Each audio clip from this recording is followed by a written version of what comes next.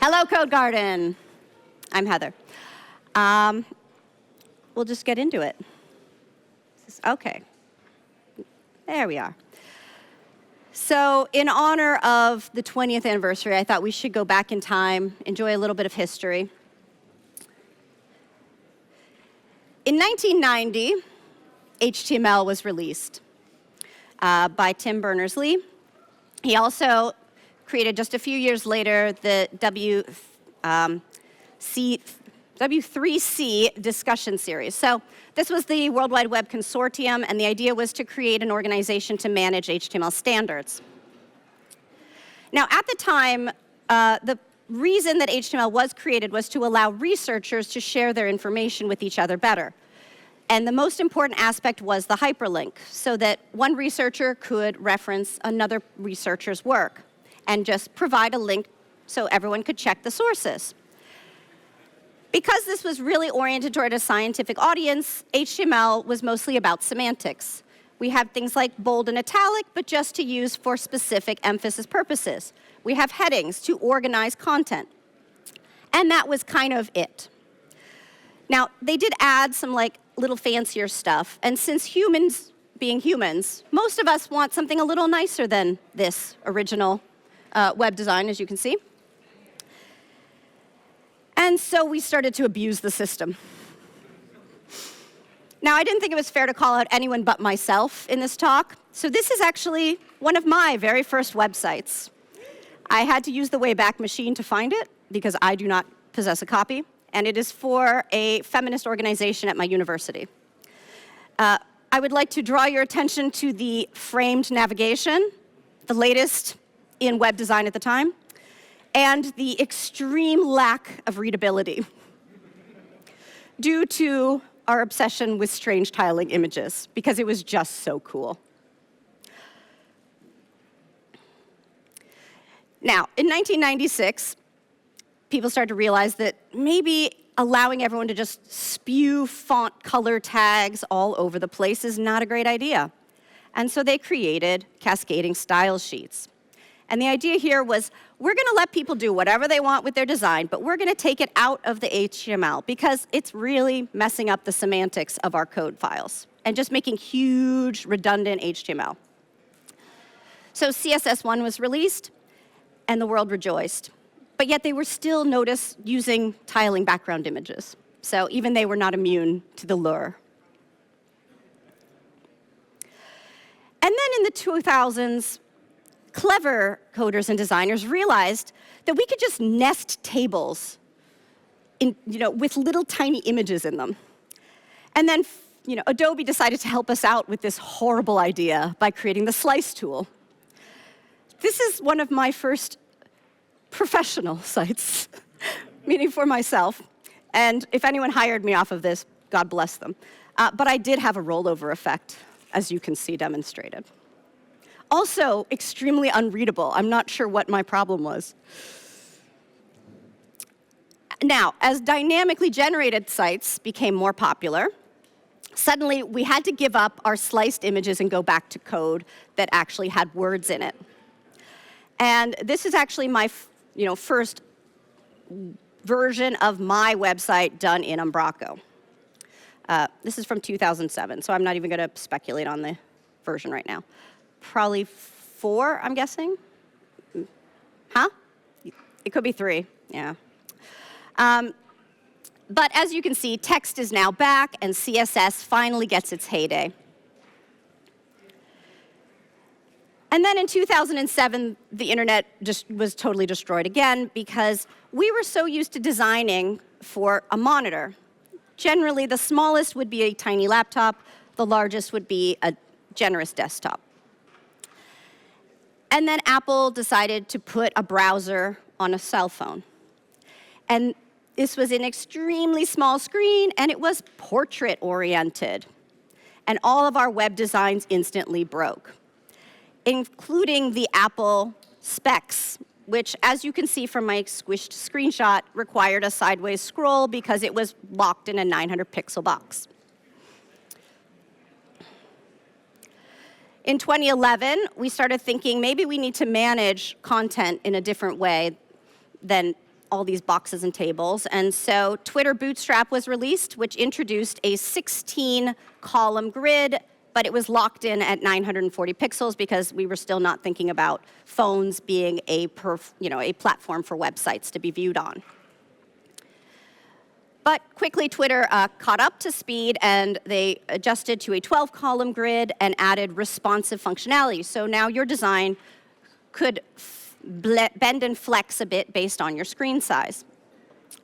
And this was kind of, I'm sure this was not maybe the first grid or even the best grid, but it was one of the most popular grids. And once this was released, web designers started to really think mobile first, or maybe at least mobile second, but at least it was there. Later on, we also ended up with things like Flexbox, which gave even more fluidity to designs. And it continues to evolve from there. So how was the Umbraco world impacted by these web development trends?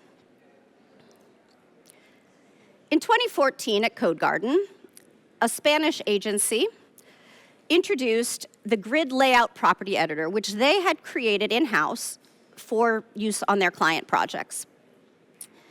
And they actually were able to get this added as the official property editor in Umbraco version 7.2. So the grid comes to Umbraco. But the thing is that original grid was all managed via extremely custom created components and organized through a separate JSON configuration file, which isn't really the Umbraco way to build stuff. So then we started to see some packages come along to help us out. And here's the doc type grid editor, which of course was a Lee and Matt project, which now allowed people to create their sort of grid content blobs in the back office via a document type, which was so much more familiar to most developers, and we didn't have to custom code all these little things. I got so into using the grid that I did some client projects and did a talk about it in 2016. I was very big into using LeBlender. Then I got into doc-type grid editor, but semantics, it all is the same. And that actually started to become a bit of an issue because there were so many different ways now to manage this sort of multi-nested, complex on-page content that the ecosystem began to get a little bit overwhelmed, and now there were so many projects that people had to worry, is my package going to get updated in time for the next version? Oh, they don't want to support it anymore. How do I convert to a different package? So in 2018, HQ in the community said, we really need to get a handle on all of this. We need to think about standardization, and we need to kind of try to have a bigger view of what are we trying to achieve and what is the broadest, cleanest way we can achieve that, and allow people to plug in as necessary going forward. But so we don't end up with so many different implementations. So 2 requests for contribution were created. These were sort of codenamed Project Proteus. One of them was specifically just to discuss data structure. And similar to the nested content that was already in existence, there was the idea that we should be using document types to manage the data. And then what they ended up doing was deciding we could have 2 document types to manage our data on these more complex structures. And then the second RFC was specifically about creating a property editor that would implement this in the back office.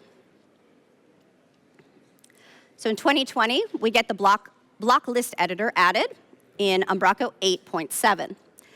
And just as I mentioned, we have 2 document types, optionally, can be attached to blocks, and the blocks can be nested, which was kind of a new thing. So when I got my hands on the block list editor, this was the first way that I decided to create a grid layout control on page. And the idea was, since we can nest blocks inside of other blocks, we can sort of think about those blocks as a collection of rows. And then each of those rows would have a number of columns. And then each of those columns could have all their little content widgets inside them. And this actually worked just fine. My current my current professional site is using this on a lot of pages because I don't have time to redo it. Later on, I worked with, is this the right one? Oh, well, this is just the way it looked in the back office when you'd edit the blocks, sorry. All right. So later I worked with a few other developers, front-end and back-end developers, for a professional project. And there the idea was we actually want to get rid of the idea of a row. And we just want to allow the customer to put columns in. And then those columns can just be added in a big chunk and then individually controlled for their breakpoints. So at this point, what we have is we have a column, and you determine its sort of small screen, medium screen, and large screen column size. And once you hit 12 columns, you end up essentially with a line break to another row. This is a little bit complicated for editors, but the editor team at the time wanted this level of flexibility and control. And it is nice to give the editors the option to really see for themselves how their content is going to adjust across screen sizes and give them that functionality in the editor rather than forcing it on them from the template side. And then, of course, you put in your widgets. And this actually works really great. So here's a wide screen, and we told it to have width 5 columns, so you see a little bit of an indent there. And then on a medium screen, there's 6 width columns. And then on a little screen, there are 12 width columns. So it just renders pretty cleanly. Now, in 2022, we decided we needed another cool property editor, so we got the block grid editor. And in some ways, this is sort of similarly structured to the block list editor, but it has the addition of an areas feature. So this is kind of like going back to my original idea of we're going to have rows, and then we're going to put stuff in them. But it's structured very differently, and there's a lot of extra juice built into this that allows you to do fancy things like column spans and resizings and all sorts of stuff. I actually have not spent a lot of time working with the block grid editor specifically. I would say that if any of you are overwhelmed by kind of like how do you even get started, how do you configure it, take a look at Dean's Bootstrap package. Even if you don't use it as a model, it is a good thing to just walk through, and you can see what are the pieces you need and how do you define those. But let's step back for a minute. Why do we want to use blocks at all on our content? Now, there are a lot of really good reasons if you don't already know. So back in the old days, the fanciest control we had was a rich text editor. And you can imagine the abuse that would give us. And additionally, what that meant was designers were kind of doing a paint-by-numbers design scheme, where they said, here's the page layout, and we're going to create a property for every single little block of text and every single image on the page, and we're going to label them with obscure names, and we're going to have document types that are 12 miles long. Yes, it's very clear to a content editor, you know, the upper left quadrant title, you know, and how to change that text without screwing up the design. But you end up with some very cumbersome document types. And hey, what happens if they now decide that they actually want something else added up there? Now we're going to add things to our document types. And oh, well, we don't actually want testimonials on the homepage anymore, so just ignore the testimonial properties. This turns into a very cluttered back office quickly. Also, if you want any variety between your page designs, you have to have different document types to manage all these little bits and bobs. So let's go from this monolithic document type essentially to this. I mean, you can have a single property that will give you all of that flexible design that your editors are looking for. Now, obviously, this only would apply to that kind of free-form content area where you needed to have 100 separate little properties that have really no actual semantic model meaning. But this is a lot cleaner. It also means that if now we don't have testimonials on the homepage, you just delete the testimonials. You don't have to screw around with changing your document types. Also, you can reorganize the blocks. You can turn one off or on. You know, maybe you always have a sale on Saturdays, but not on Sundays, and so you can just flip it on and off, on and off, on and off. So it gives you a lot more flexibility with your content, and yet you can add new blocks, you can remove blocks as options for people to use, but it's all held separate from your individual document types. So your document types can stay very clean. And just like our original monolithic designs, structured content is easy to edit for editors. They know what the title means and what the description is and what the image is. And so giving them separate properties to fill out is a nice experience for them. You're going to get a good result. But by putting it into a block, we kind of collapse some of that visual clutter in a way that also manages their overload while they're working in the back office. Now, additionally, you can end up then with some extremely complicated visual elements on your pages that are very easy for editors to use. I'm hoping my video will work here. Push it again. Come on, video. Oh, there. Oh, shoot. Back up. Maybe we can get it. Come on.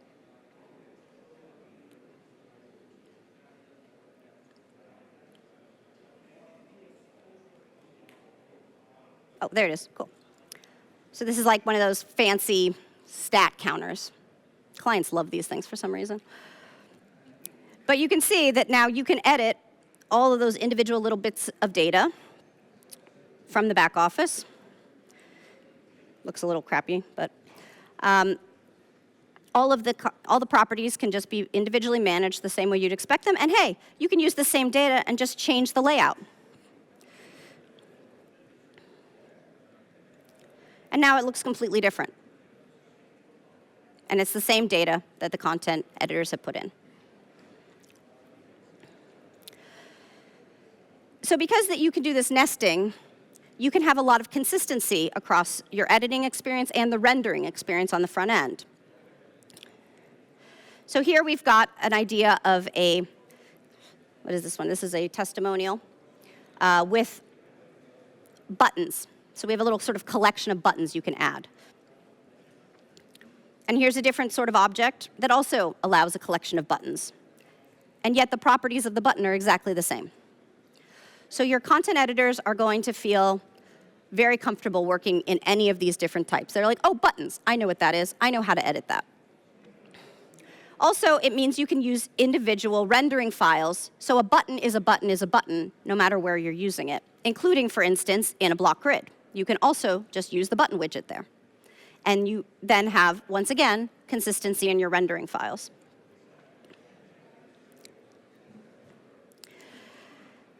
Now, a big thing that I know some people say, well, if there's going to be a redesign, you just redo the site from scratch.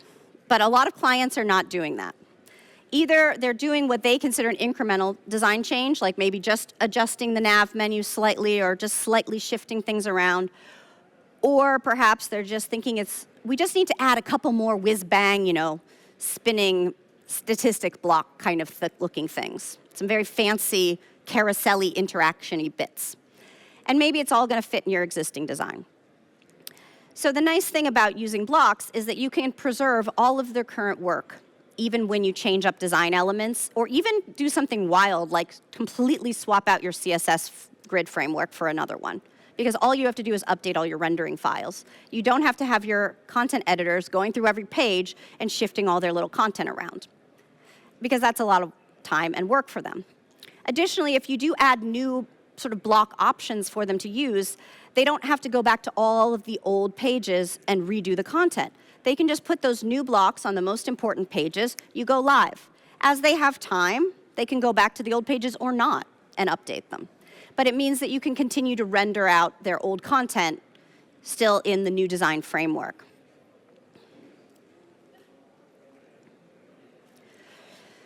So we've got some really good tools to work with here. We've got block lists and block grids. How do we want to use them? So when should you use blocks? Because that's the first question. We have other property types, obviously. I have some rules that I follow. Basically, you've got the idea of on-page properties, and then you've got blocks that you create that you will drop into maybe a single on-page block list content area. So if you're going to use the data outside of the current page, so for instance, think of like a listing page for something, then you want it to be a property because you need to be able to access it outside of the page. If you need it to do querying or any sort of calculations, then you probably want it to be a page property. So if you're doing like product filtering or other sorts of things, having those individual categorizations or tags or specifications available is going to obviously be a lot easier for you to utilize. Or if it's going to be displayed in a very standard manner, like say for instance you have an employees section and every employee has a headshot and a name and a title, and you want all of the pages to look the same.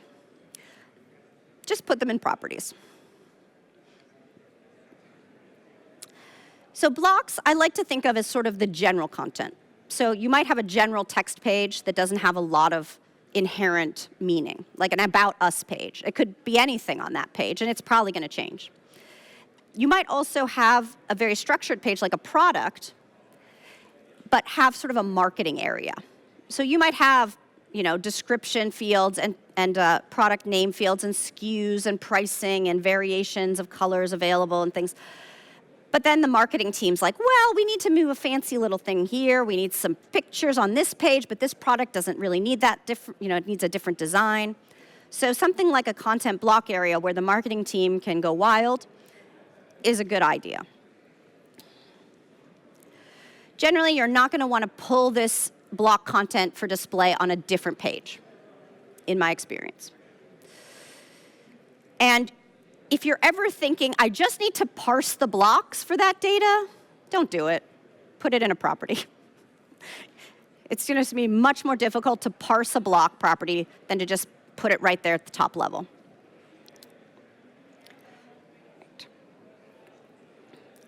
So, just if you're thinking about this on an architectural, say you take a testimonial.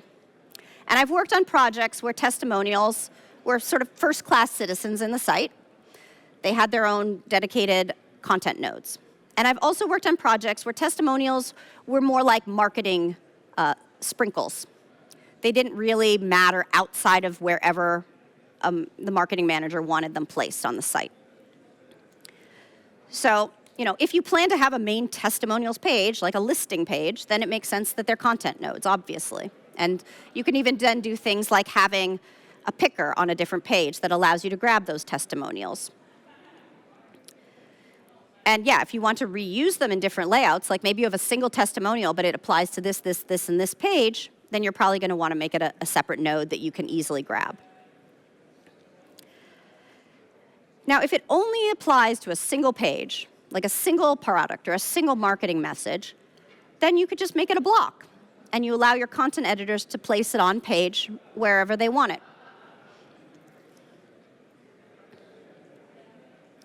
Block list, block grid. Use both. But start with the block list. And I will admit that I'm opinionated just like every developer about this, so I know I need to explain my reasoning to you all.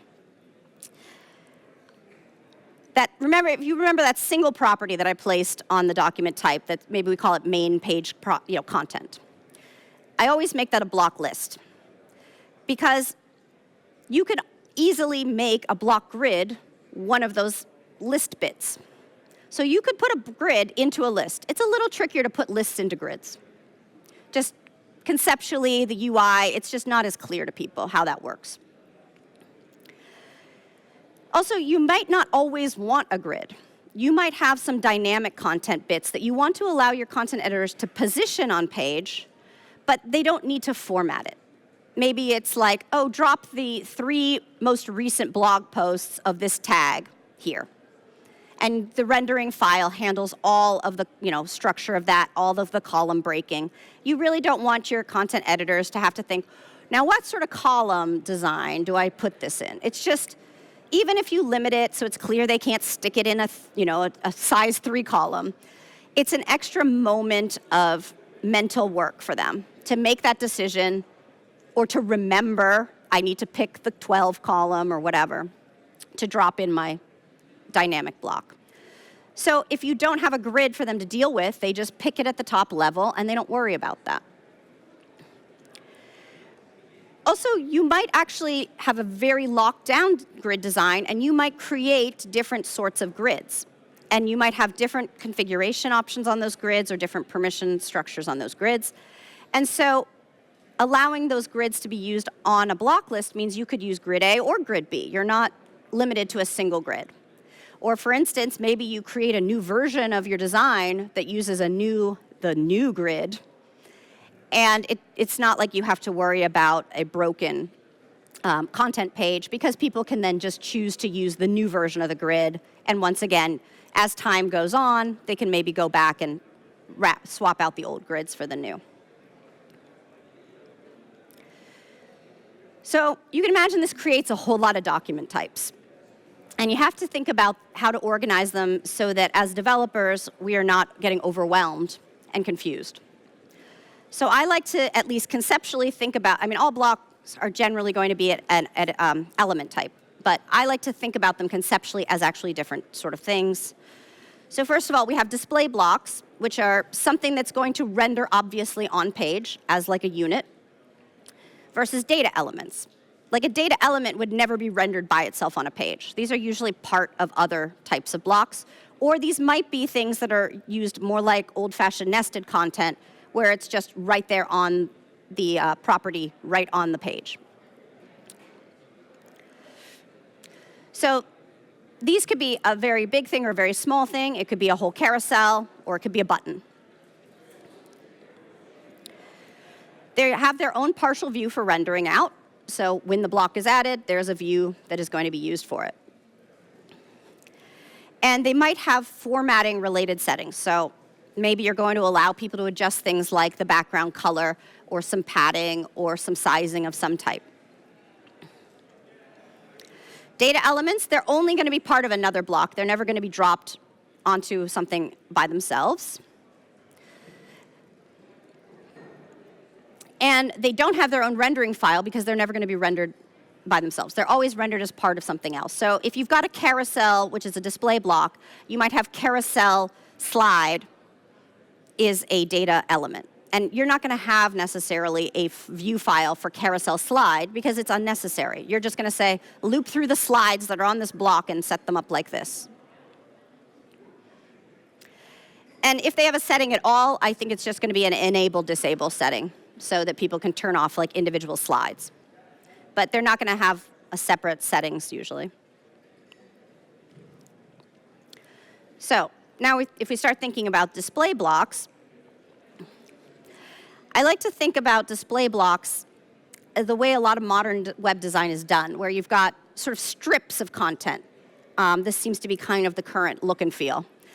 And so each of those strips could be one of these section blocks. And then the things you put inside those strips, I call them atomic widgets because I think of them as little tiny things. So a section is going to be like a top-level object on the page design.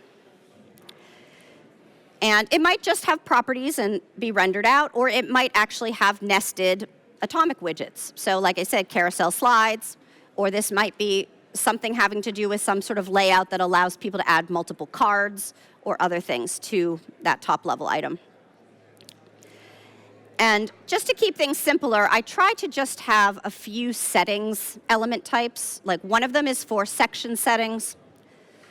Then this will give me whatever options I want to allow people to do. So if they're allowed to create background changes right there on that top level, then they're going to have a setting for that. Atomic widgets usually are not going to be top level on a page. I have a couple that are sort of hybrid, which they will be an atomic and also a section widget, like something like a code snippet. So sometimes you might get a little bit of JavaScript or some kind of tracking code from a third party, and your content editor just wants to drop it on page. It's, maybe it's a form embed or something. So sometimes it makes sense for those to just be dropped top level, and sometimes they're like a thing that's inside a column or on another object. Similarly, they can be self-contained or have other atomic widgets nested in them. So you could have buttons inside, for instance, something that seems to be independent of that. The main, of course, thing is that you don't put a section inside anything else. Sections are top level. And then they have their own atomic settings options.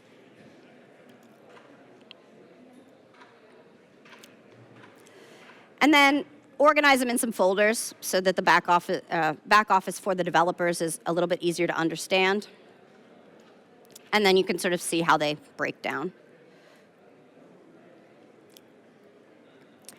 This just makes it a lot easier when you're building your actual data types to select the correct blocks and attach them to the right things. So now that we've got this editor experience that we think could be really great for our editors, they can rearrange their content, they can do whatever they want on page. We really want to make them happy. And the thing with the blocks is they look great, but they can be a bit overwhelming in the back office.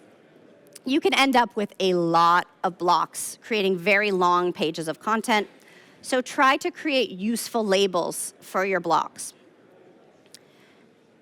Labels are very easy to configure. You just do it on the block list or block grid itself, right on the individual block editors. There's a labeling field, so they can all be unique. And you want them to be useful to your content editors. So a couple things to know. You can use any property from your block in the label, and that includes from the settings element. And not everybody realizes that, but you can use settings as well. And there's a few special variables you can use. So index just numbers them all as they are displayed on page, which I just find it's helpful just because sometimes editors can use that as a visual, a quick check if they're bopping back and forth. They're like, oh yeah, I'm working on the 10th block. Got it. And then you can use content type name, which will just render out the display name, not the alias for the block, which looks very nice for content editors, particularly if you've got a lot of blocks that are complicated. And if you ever change that name, this will automatically be changed. So it's not hard-coded. Also, at least in version 10.13, you can use angular filters and if statements on these labels so they can get quite long and fancy. I'm sure there's ways to do fancy labels in 14+, but I'm unaware exactly what they are. And emojis are valid characters, actually, in labels. So here's an example of sort of a label I like to use. So this says, basically, look on the settings content and check the Umbraco Navihide property and show, oops, the second one didn't show up. That's a little green circle. But, either show like a red slash, which means it's disabled, or show a green circle, which means it's enabled. Show the index number, show the name of the block. And then I always add a property called block name to the blocks. And this is really only used in the back office, or if you're wild, you can render it out as an HTML comment in your code, which can actually make it easier to debug your CSS sometimes. And it just is a display name for the back office. So if you've got a lot of similar stuff, people might want to customize what they call things. But of course, we don't want to force people to fill in unnecessary fields, so we say, if the block name's there, use it. Otherwise, grab the rich text content property, which is rich text, so strip out all the HTML, and then just show us the first 150 characters. So a lot of times, people don't need to manually label blocks because it will pull a heading or a bit of the rich text onto that label, and people know what that is. You also, just like anywhere in Umbraco, can make very friendly properties. So if you're not using the contentment data list, look into it. You can make some very nice looking properties without a lot of effort. The main thing is, particularly if you're giving editors a lot of design control, you don't want to force them to remember class names and random CSS bits. So we give them names and descriptions that explain what these options do. And so then you can have ways that make it easier for content editors to understand what they're selecting.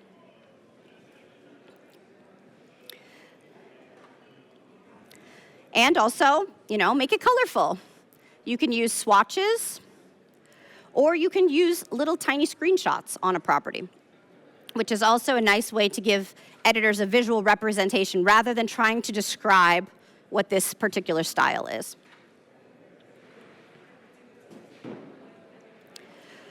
Another great idea is to provide some way for the content to be previewed in the back office. Thank you, Rich, for your package, which I recommend.